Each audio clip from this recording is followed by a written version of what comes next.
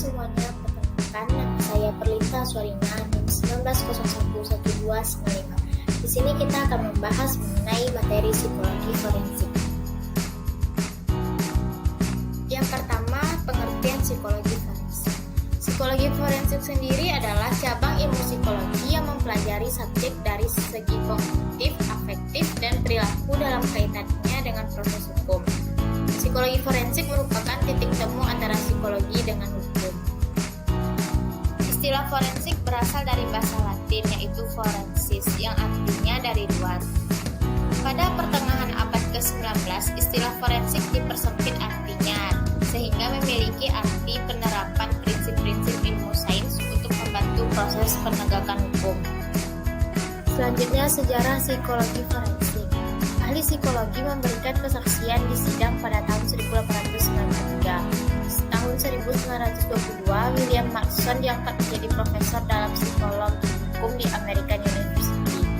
Pada Perang Dunia Kedua, perkembangan psikologi forensik naik turun. Selanjutnya, pada tahun 2001, APA Association Psychology Amerika mengakui psikologi forensik sebagai salah satu bidang spesialisasi dalam ilmu psikologi.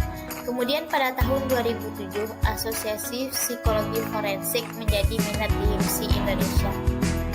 Orientasi psikologi forensik yang bersifat klinis adalah faktor yang membedakannya dari psikologi hukum, yang lebih berfokus pada aspek-aspek eksperimental.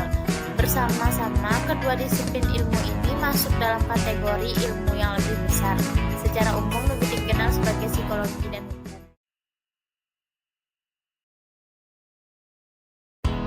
Lalu, apa sih perbedaan antara psikologi forensik dan hukum? Berdasarkan pembedanya, ada 3 pembeda, yaitu berdasarkan tujuan, berdasarkan metode, dan berdasarkan gaya inquiry. Selanjutnya, apa yang dapat psikolog forensik lakukan? Yang pertama, menilai keadaan pikiran pelanggar. Yang kedua, menilai kompetensi individu.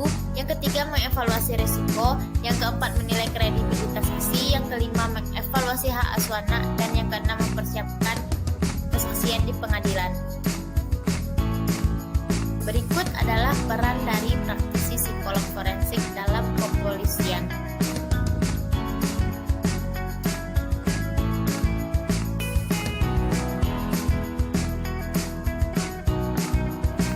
Berikut adalah langkah-langkah untuk menjadi seorang psikolog forensik.